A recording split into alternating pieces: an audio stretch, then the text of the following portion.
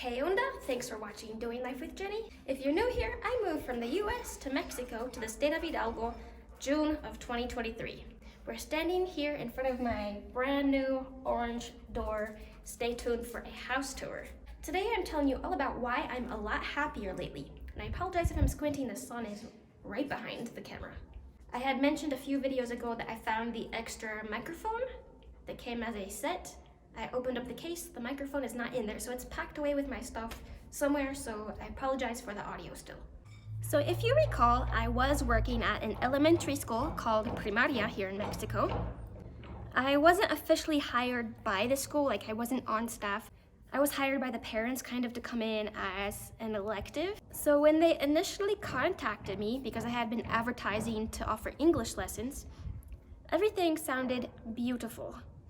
The pay sounded perfect. It was relatively close, but more importantly to me is that it was easy to get to. So the combi, or like the little public transportation van, comes right here at the end of my street and it goes directly in front of the school. It was about 20 minutes away, so not bad. And I liked the schedule because they told me it was going to be 2 days a week from about 8 to 1 those 2 days. And it was going to almost cover all of my bills. Right after they contacted me, another school saw my post as well and reached out saying they also wanted me 2 days a week. Well, since I had already kind of committed to at least going to an interview at this first school, I told them, hang on, I'll let you know this afternoon to see if it's going to overlap the same 2 days of the week or not. So I get to the elementary school and there are immediately red flags. Red flag number 1 is now they said 1 day a week. They being the principal, not the parents. The parents were all about having me come as often as possible. They actually wanted me to come 5 days a week, at least for 5th and 6th grade. Elementary here is 1st through 6th grade. They wanted me 5 days a week, 5th through 6th grade, possibly 1 through 4 as well, but the principal just wasn't having it. She was saying, no, just 1 day a week.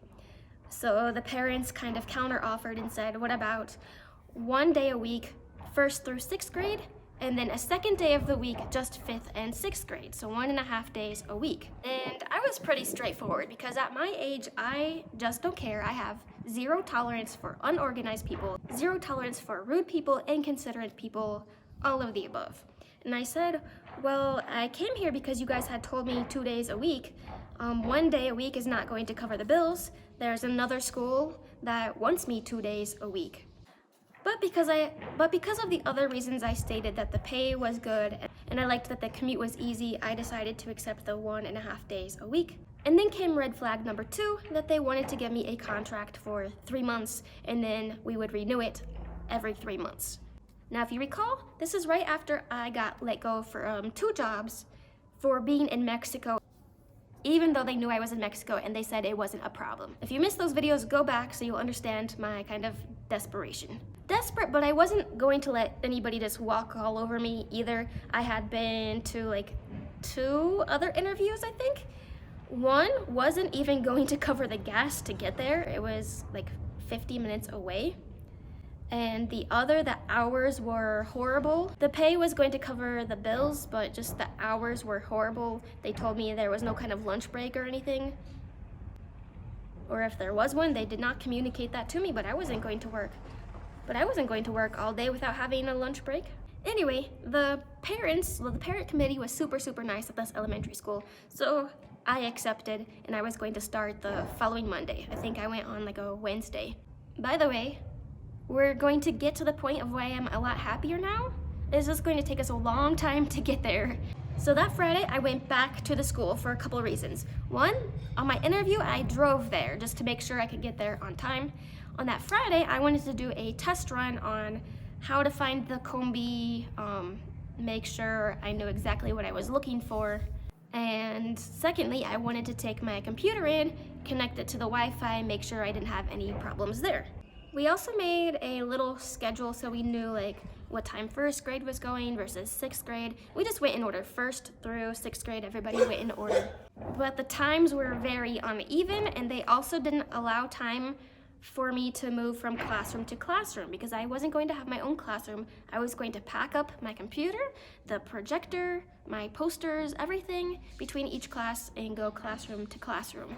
So I reorganized the schedule so that I would have 5 minutes to get between classes and so that the classes were a little more even, so it wasn't like 35 minutes for one class and an hour for the other class. But it was going to mean that third grade was going to come to me for about 20 minutes, go to lunch, and then come back to me for another 20 or 30 minutes. Oh my goodness, the principal about lost it. No, you can't do that. Why not? It makes sense. It keeps everything even. It allows for me to move classrooms because you did not factor in that I have to pack up my stuff and move to another room. But whatever, lady, if you want it to be a ridiculous schedule, it's your school. So the first day, immediately, they realized the chaos of it all, that it was a lot for me to pack up all of those things and move classroom to classroom. In addition, they didn't have an extension cord ready for me. Each classroom only had one outlet for the entire classroom.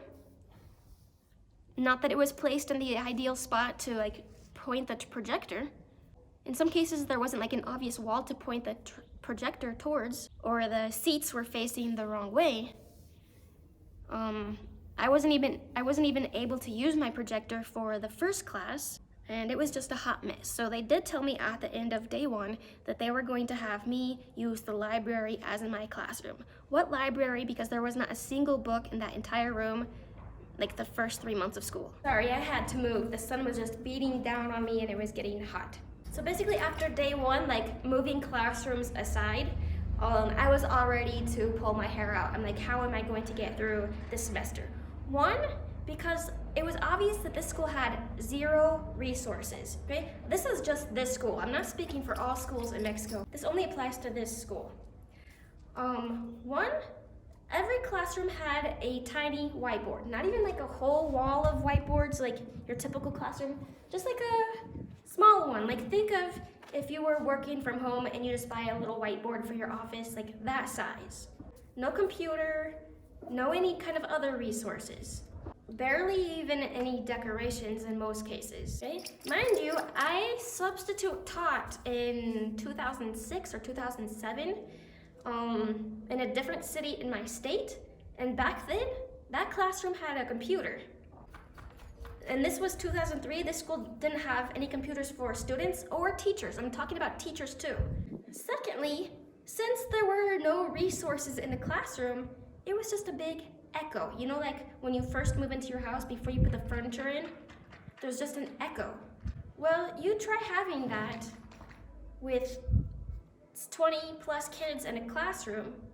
You can't understand each other. It's just an echo. Anytime they scooch their chair, anytime they tap their pencil, it just carries throughout the entire classroom. But to top it off, the classrooms were all built around like this little soccer field / basketball court. It was like kind of like a courtyard in the middle. So everything echoed around the entire school campus, especially if there were kids out there at recess or their teachers just took them out there for an activity. You could not hear anything that was going on. Next, my first graders could not read at all.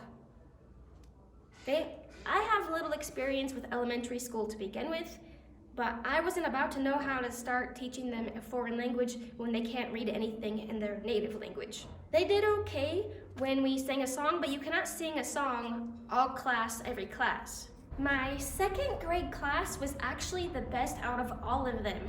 1, because there were only 11 kids for some reason, although the other classes were a lot bigger than that, around 25. And they participated. You could tell that they wanted to be there. All of my classes, except for second grade, had a lot of trouble paying attention. Like let's say the projector is right here, they're looking in the opposite direction. Okay, I know they're kids. I know that. I know part of my responsibility is making it so that they want to pay attention, and trust me, I did my part.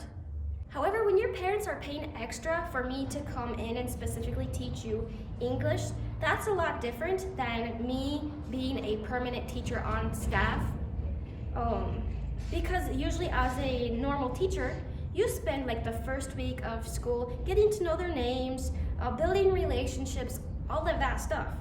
But if you're paying extra to take a class and you spend a month doing that, since I only went once a week for most of the grades, your parents are gonna be like, why am I paying this money and you haven't even started learning anything yet?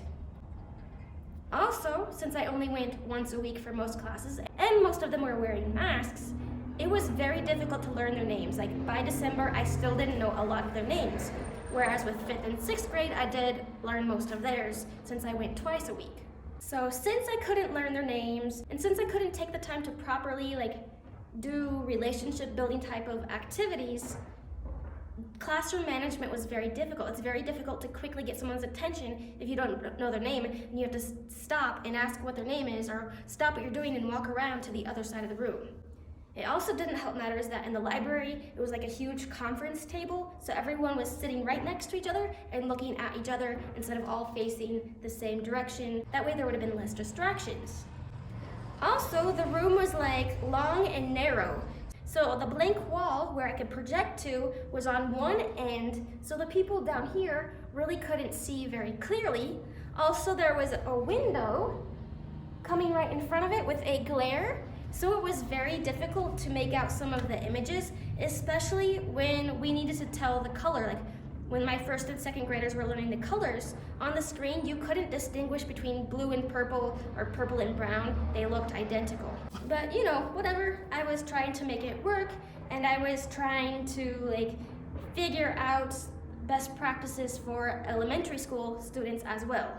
However, despite what I could do within my control, the school wasn't doing their part.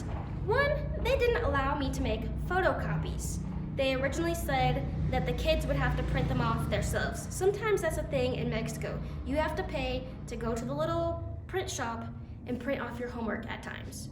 Well, I've been teaching for 17 years. I've worked in schools that have low-income families. A lot of families in Mexico are also low income. So I wasn't about to put that on them. So I was trying to make everything electronic. However, if they don't have something, they don't have anything to refer back to. So we wasted a lot of class time just copying words down from the PowerPoint.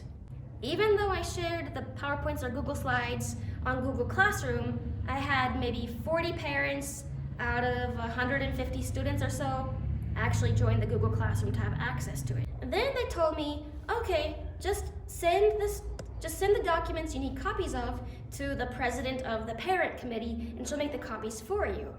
Do you think she made the copies for me? No. I think she did once. So I'm like, this isn't working. I'm going to give my phone number to all the teachers so they can text me, and then if I need them to print something, I'll just text the 5th grade teacher if they need copies, or if the 3rd graders need copies, I'll text her for the day. Well, the principal never passed out my phone number. I wrote it on little sticky notes for everyone, my name, my phone number. So once I saw she didn't do that, I passed them out personally. Do you think the teachers texted me? All but 2 did. So it was like me texting the 6th grade teacher, hey, can you also make this copy for 5th grade, because she never texted me. And there was one day where I really, really needed those copies. It was something we needed for the end of class. So they didn't bring them, so I sent a student to the office asking if they had them. The principal comes down, you need to ask for this sooner, you can't be asking the last 5 minutes of class. Excuse me, I asked for these copies last Wednesday. It's now a week later, the following Wednesday. And just the look on her face oh yeah, I am not the problem lady, you are the problem. You and your school. So I kind of went into each day assuming my copies weren't going to arrive. But at this point, I was like, okay, I'll sit here and get paid. If they didn't do their part, I'll just sit here and wait for the time to be up. I also assumed that the internet wasn't going to work since the teachers didn't have any sort of computers. So I made sure to download my Google Slides as PowerPoints just in case. And there was one day where they lent the one and only projector for the entire school to another school. So I showed up, she's like, well, why can't you just use the whiteboard? That's not how it works. To teach a language, you need to provide context. To give context, I need to put a story on the board or pictures or something. This is why I quit teaching to begin with, because there's a lot of people that don't know what they're doing telling you how to do your job. But the thing that irked me most, okay, is them standing me up, okay? Well, let me back up first. On that initial interview, I asked them, now, if there's ever a holiday on the days I'm supposed to come, would you like me to come a different day of the week to make up the class? Oh yeah, that's a great idea. I'm so glad you're willing to do that. Well, A, when that happened, they said, oh no, you can't make that up. Or two, they would tell me, yes, Wednesday's a holiday, but we're having class that day, so please come. But then Wednesday morning, they would say, oh no, there's not class today, leaving me without any money, whereas if I had known in advance, I could have planned more like private tutoring sessions. There was even 2 times where they called me last second, like I was getting ready to walk out the door to catch the combi, and they're like, oh, oh no, don't come today. There's a tree that's going to fall down. Okay, why can't you just block off that area? Why are you canceling the whole school day because of a tree? That happened twice for the tree. And then the nail in the coffin was right before Christmas break. I asked them at least 5 times, when is Christmas break? So 1, I could plan to go home to renew my driver's license and visit my family. And 2, to plan some other form of income, like tutoring or offering some kind of English camp. And I thought my house was gonna be ready, so I was going to offer some dog sitting. Finally, they answered and they told me that the last day was December 15th, which was a Friday. So the week before that, I'm telling the kids, see you next week. They're like, no, there's no class next week. So I go to the office to turn in the projector like I always do. And they're like, have a good Christmas. I'm like, oh, you told me there's class next week, Monday and Wednesday. Oh no, there's not class next week. I'm like, okay, thank you, but I won't be back after break then, because this is at least the 4th time where you've told me there's class and then there wasn't. You don't give me any kind of notice. There's been times where I'm walking out the door and you've told me there's no class right before I'm supposed to leave. And she's like, oh yeah, we have to renew your contract, don't you? At this point it was December and the contract was up in November. She's like, yeah, just come back the first week of January and we can renew your contract. I'm like, no, I'm not coming back because I cannot depend on you for an income. So I texted the parent committee after that, thanking them for their support and their time and explaining my reasoning, because honestly the parents were great except for the one that didn't make the photocopies like she was supposed to. It was all the principal that was not organized, that was not being flexible, was going back on her word, all of that. So as soon as I quit, I just felt the stress go like away. And my anxiety has gone away again. So that's one thing I mentioned in a little health update video, is that my anxiety came back whenever I took this job. As soon as I quit, the anxiety went away. So now I'm still giving private lessons, and I'm also working for this online tutoring company. It's not quite tutoring because I come up with the lesson plans. It's not just answering homework questions. And I'm making double the money that I need. I am working 100% from home. The dogs love that. It does make me a little nervous that my entire life depends on the internet. Like with my private students, there's some leniency, like they're understanding because sometimes their internet might not work either, or maybe they're going out of town, maybe I want to go out of town, so I just teach from my Airbnb, or I just say, hey, can we move this to Monday instead of Friday? But with this online tutoring gig, like if my internet goes out right before class is supposed to start and I can't give them a warning, I'm just worried about what their reaction might be because they seem a little strict. And also if the internet goes out, I really don't have a way to tell them, hey, my internet went out. Everything is done via like this online platform. It's not like I have a boss with a phone number that I can text. That's the only thing that's a little worrisome, but it should be fine. The internet has been pretty reliable, And also, the next video, unless I come up with another idea, should be the house tour. And once I'm in the house, I can start offering my dog sitting. I already made the website for that. I'm also thinking about, for next fall, reaching out to parents that homeschool in the United States, offering them Spanish lessons. And that will also give me some flexibility. There's just more understanding if you're working directly with the students and parents versus an organization when the internet goes out or you wake up sick suddenly, because like I said, like that stuff happens to them too. And I'm a much better Spanish teacher than English teacher. Like, teaching English has been good for my brain because since I grew up speaking it and not thinking about it, I've had to think a lot, like, for my own rules about the language. Luckily, I'm blessed enough to be capable of doing such thing. I just spend a lot of time like seeing if something is one word or two, like book bag or good night. I spend my life Googling that. Ever since I quit, things have been going very well. Like I know you've seen a lot of negative videos lately, but usually whatever I post is like a week or two old. Things have been going very great. So if you'd like to see more content about Mexico and my life here, be sure to subscribe and turn on that notification bell. Adios.